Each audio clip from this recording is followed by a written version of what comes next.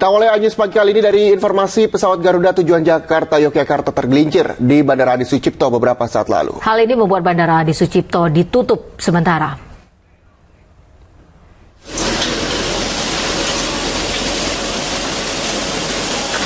Pesawat Garuda rute Jakarta-Yogyakarta tergelincir di Bandara Adi Sucipto, Yogyakarta pukul 7 malam tadi. 119 penumpang dan 5 kru kabin dilaporkan selamat dalam insiden ini. Pesawat Garuda dengan nomor penerbangan GA258 keluar landasan akibat hujan deras yang terjadi di Yogyakarta.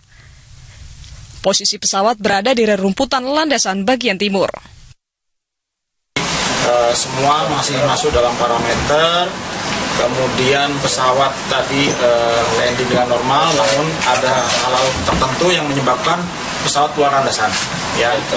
Namun secara umum dari penumpang, yaitu data yang saya peroleh, sejumlah 119 orang penumpang, terdiri atas 115 dewasa dan 4 anak-anak, dengan kru terdiri atas 2 pilot dan co-pilot beserta 5 kru pendamping. Ya.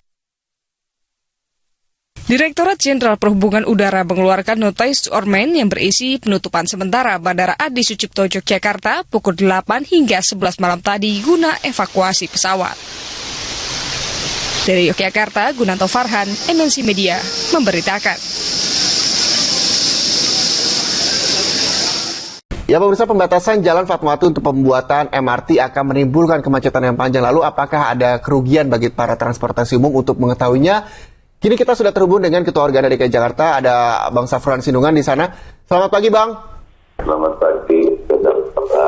Ya, di sini ada Reza, Ivo, dan juga Pak Sigit Wijatmoko selaku Wakil Kadisub DKI Jakarta. Bang, 6 bulan Fatmawati ditutup, dampak dari transportasi umum seperti angkutan dan juga Kopaja seperti apa, Bang? Sudah ada informasikah kepada para sopir transportasi umum? Ya, jadi begini. Ya sejak pembangunan MRT, khususnya di sektor angkutan umum ya, beberapa rute yang melewati jalan Fatmawati, itu tadinya yang tadinya misalnya 1 hari gitu kita bisa 5-6 rit, sekarang sih rata-rata antara 2-3 rit. 1 rit itu kan PP ya. Ya. Karena perjalanan yang itu Metro Mini yang lewat itu ya. Nah, itu kan cara 1 rit itu dia bisa 5-6 jam karena kemacetan. Dampak daripada itu pasti penghasilan pengemudi akan berkurang. Kemudian juga pemakaian bahan bakar karena tingkat kemacetan tinggi, otomatis kan lebih boros. Ya. Tapi itu kan konsekuensi yang mesti kita hadapi terhadap pembangunan MRT ya. Dan mau tidak mau ya kita mesti jalan juga. Jadi, ya. Halo. Pasti ada pengurangan armada ya, Bang? Karena di sini menurut Pak Sigit sebenarnya untuk transportasi umum tidak ada pembatasan, tidak ada. Masih diperbolehkan artinya untuk melewati jalur ini? Iya, jadi karena misalnya dari 3 jalur, 4 jalur menjadi 1 jalur, ya itu otomatis tingkat kepadatan kendaraan kan luar biasa, tingkat kemacetan juga luar biasa ya. Itu membawa dampak buat khususnya pengusaha angkutan umum. Itu yang tadinya 1 hari mereka bisa 5-6 rit, sekarang ini 2-3 rit maksimal. Oke, 2-3 rit maksimal, Bang. Apakah hal ini juga sudah dikoordinasikan, sudah ada pembicaraan baik Organda maupun dari Dinas Perhubungan, Bang? Kalau dulu memang sudah disosialisasikan, hanya saja gini, ini kebetulan ada Pak Sigit Wakadis, saya berharap kalau misalnya nanti ada rencana begitu, lebih baik bukan hanya di media, juga lebih baik diberitahuan kepada Organda, sehingga Organda nanti memberitahu kepada seluruh operator-operator angkutan yang melewati rute tersebut. Dengan demikian ini kan terkoordinasi dengan baik gitu ya. Oke, Bang, ini kan tadinya 5-6 rit dalam 1 hari hingga sampai 2-3 rit. Apakah nantinya akan ada perluasan untuk jangkauan dari transportasi umum dari Organda, Bang? Maksudnya perluasan apa? Iya, misalnya dari rute Fatmawati Blok M jadi diperluas lagi hingga mungkin dari Sudirman sampai Blok M begitu Bang, ada perluasan tidak? Kalau itu kan tentu harus kita lakukan berjalan dengan dinas perhubungan. Nah, ini kan sifatnya saya pikir ini tidak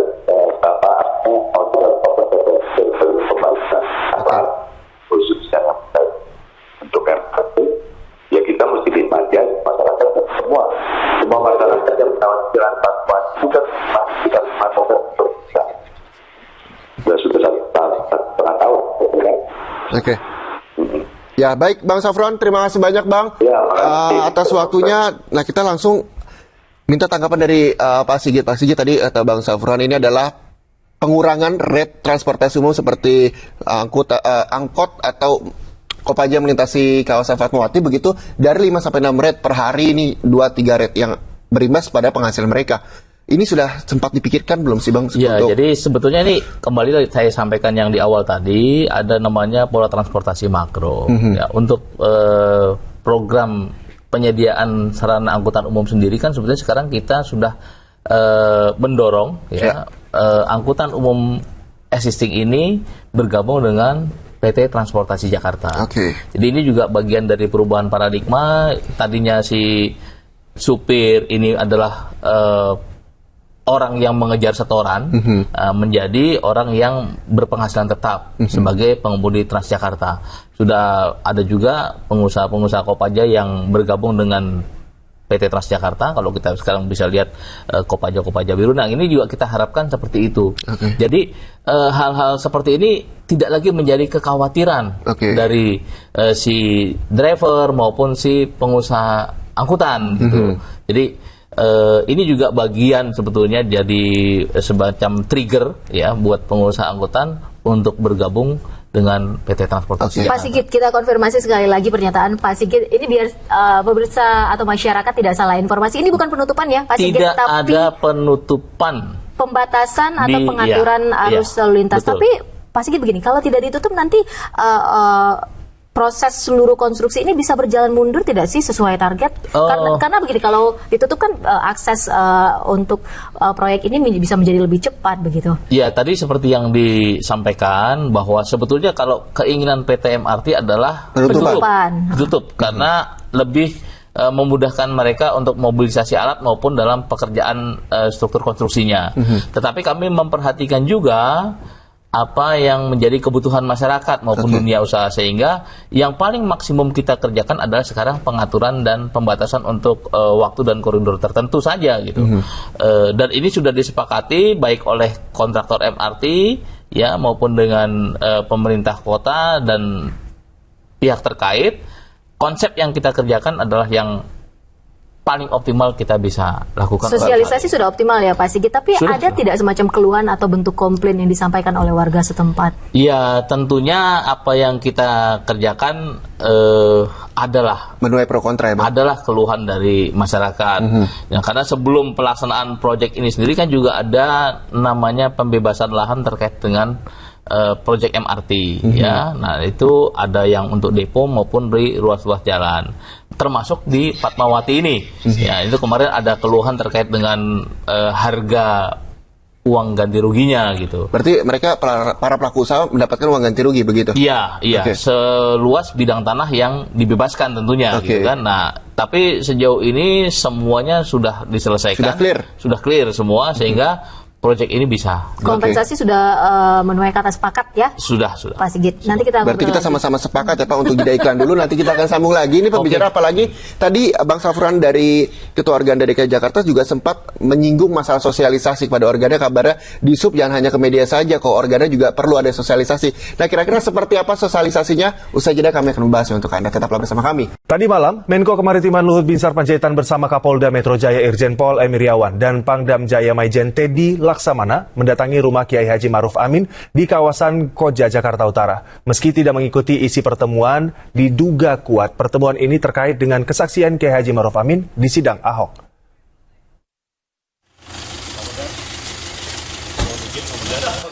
Rabu malam, kediaman Ketua MUI Kiai Haji Ma'ruf Amin di wilayah Koja, Jakarta Utara disambangi sejumlah petinggi aparat penegak hukum. Sekitar jam 20.30 waktu Indonesia Barat, Wakapolda dan Kabid Humas Metro Jaya tiba di lokasi, kemudian disusul oleh Pangdam Jaya Maijen TNI Teddy Laksamana dan Kapolda Metro Jaya Irjen M. Iriawan 30 menit kemudian. Saat pertemuan berlangsung, Menko Kemaritiman Luhut Binsar Panjaitan juga datang ke rumah Kiai Haji Ma'ruf Amin. Namun, kedatangan Luhut menimbulkan pertanyaan karena kunjungannya hanya sekitar 2 menit. Luhut menegaskan kunjungannya hanya silaturahmi. Kiai Ma'ruf Amin kan teman lama dari zaman Gus Dur. Ya saya datang silaturahmi kemari, itu aja. Ada pembahasan, Pak? Nggak ada, kan cuma 2 menit ketemunya. Ya, itu aja. Makasih. Pertemuan Kiai Haji Ma'ruf Amin dengan perwira Polda Metro Jaya dan Kodam Jaya terbilang singkat, sekitar 21 menit. Ketua MUI menjelaskan bahwa kunjungan ini hanya sebagai laporan situasi ibu kota. Kiai Haji Ma'ruf Amin enggan menanggapi isu penyadapan percakapannya dengan SBY. Mengenai permohonan maaf Ahok yang hanya dilakukan secara tertulis, Kiai Haji Ma'ruf Amin hanya mengingatkan setiap permohonan maaf harus diterima. Saya perlu urusan PSBY Setelah Bapak permohonan maafnya gimana Pak? Permohonan maaf Ahok, Pak, terakhir video. Kalau orang minta maaf ya tentu ya harus dimaafkan.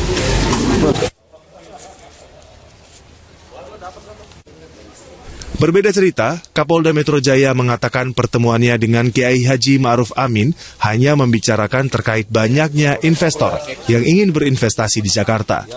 Udah silaturahmi aja, tapi Pak Kiai nyampaikan. Ada pembahasan spesifik? Nggak ada, kami barusan tadi berbicara di investor. Sampaikan bahwa banyak investor yang masuk melakukan investasi. Saya dengan informasi berarti tertarik sekali para investor untuk melakukan investasinya di Jakarta.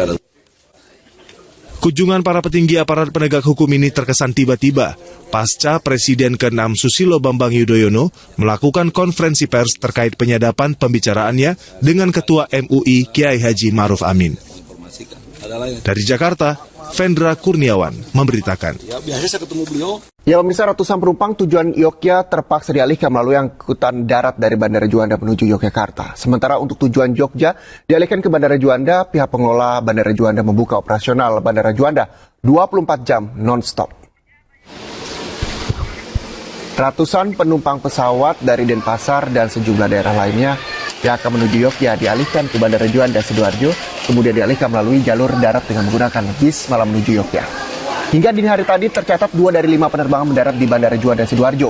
Pengalihan penerbangan tujuan Yogyakarta ke Bandara Juanda ini diperuntukkan khususnya untuk penerbangan dari wilayah Indonesia Tengah dan Indonesia Timur yang akan menuju Yogyakarta. Sementara untuk penerbangan dari Jakarta menuju Yogyakarta sebagian besar memutar kembali ke Jakarta. PT Angkasa Pura I Surabaya selaku pengelola Bandara Juanda membuka layanan operasional Bandara Juanda selama 24 jam non-stop.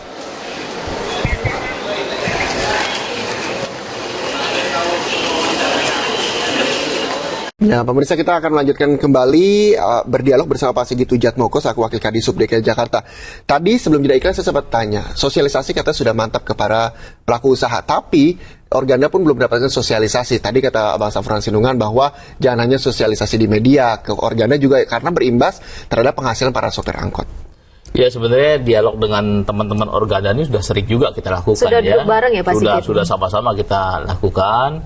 Hanya nanti mungkin ya apa yang menjadi permintaan beliau akan kita penuhi juga lah. Artinya kita akan kembali melakukan dialog dengan teman-teman yang punya trayek di lintasan sepanjang jalur Fatmawati itu. Oke. Nah, tadi mungkin bisa ditegaskan kembali kira-kira dari mulai tanggal berapa hingga tanggal berapa pembatasan jalan tersebut diberlakukan. Ya, jadi kepada seluruh masyarakat ya kami sampaikan bahwa tidak ada penutupan di sepanjang ruas jalan Fatmawati. Dinas Perhubungan bersama dengan instansi terkait, dalam hal ini khususnya adalah Ditlantas Polda, melakukan rekayasa lalu lintas dan pembatasan di ruas jalan tersebut. Ya, untuk tanggal 1 sampai dengan tanggal 3 Februari kita melakukan apa yang kita istilahkan pengurangan lajur. Jadi kedua arah baik dari utara selatan maupun selatan utara Yang existing saat ini ada 2 lajur, kita menggunakan hanya bisa 1 lajur untuk proses mobilisasi alat itu sendiri. Kemudian dari tanggal 4 Agustus sampai dengan tanggal 4 Februari sampai dengan tanggal 11 Agustus kita akan melakukan beberapa rekayasa, yaitu detur untuk pekerjaan pemasangan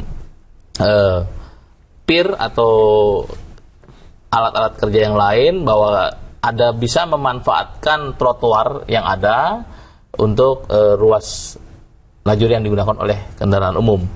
Jadi kepada masyarakat himbauannya adalah silakan menggunakan transportasi umum karena seluruh angkutan umum yang ada tidak akan kita berlakukan rekayasa atau pengalihan arus, tetap mereka melayani di ruas atau trayek tersebut gitu, atau memilih ke jalur-jalur alternatif gitu ya. Kalau untuk dari Blok M menuju Simatupang dari sisi barat bisa melalui Haji Nawawi Raya, Margaguna Raya, kemudian terus ke Metro Pondok Indah, Sekolah Duta, dan ke Trogong Raya masuk ke Fatmawati. Nah, kemudian di sisi timur dari Dharma Wangsa Raya masuk ke Jalan Dharma Wangsa 10, Pangeran Antasari, dan Cipete Raya. Sebaliknya kalau dari TB Simatupang menuju ke Blok M, artinya dari selatan ke utara, sisi barat bisa melalui Trogong, Sekolah Duta, Metro Pondok Indah, Margaguna Raya, Radio Dalam, dan Haji Nawi. Kemudian dari sisi timur bisa melalui Jalan Cipete Raya, Pangeran Antasari, Dharma Wangsa 10, dan Jalan Panglima Polim. Oke, baik Pak Sigit, terakhir ini sambil menunggu tanggal 4 ya. Ini masih ada tahapan 1 sampai 3 pengurangan lajur. Mungkin sampai menunggu tanggal 4 sosialisasi makin dioptimalkan, nanti dimaksimalkan, apalagi nanti mau duduk bareng lagi bersama Organda, apalagi yang dilakukan agar proses ini nantinya proyek ini bisa berjalan lancar. Adakah nanti seperti pemasangan rambu-rambu yang akan ditambahkan, petugas di lapangan, penambahan? Ya, petugas otomatis ya. Tadi saya sampaikan bahwa petugas tidak hanya di tempat pelaksanaan pekerjaan konstruksi, tapi juga di ruas-ruas alternatif kita akan menempatkan petugas untuk membantu mengurai lalu lintas yang ada. Jadi masyarakat tidak perlu khawatir, sekali lagi. Tidak perlu khawatir terhadap pelaksanaan pekerjaan ini. Dan satu lagi, biar tidak salah kaprah, ini bukan penutupan, tapi tidak pembatasan. Ada penutupan. Pengaturan arus lalu lintas. Terima kasih banyak. Terima kasih banyak Pak Sigit Wijatmoko selaku Wakil Kadishub DKI Jakarta atas waktunya. Terima kasih banyak. Dan pemirsa, usai jeda kami juga masih akan memberikan informasi terkait di mana polisi menetapkan pemilik Yayasan Panti Asuhan Tunas Bangsa Pekanbaru sebagai tersangka penganiayaan yang menewaskan seorang balita berusia 18 bulan, M. Zikli. Sesaat lagi untuk Anda di News Pagi.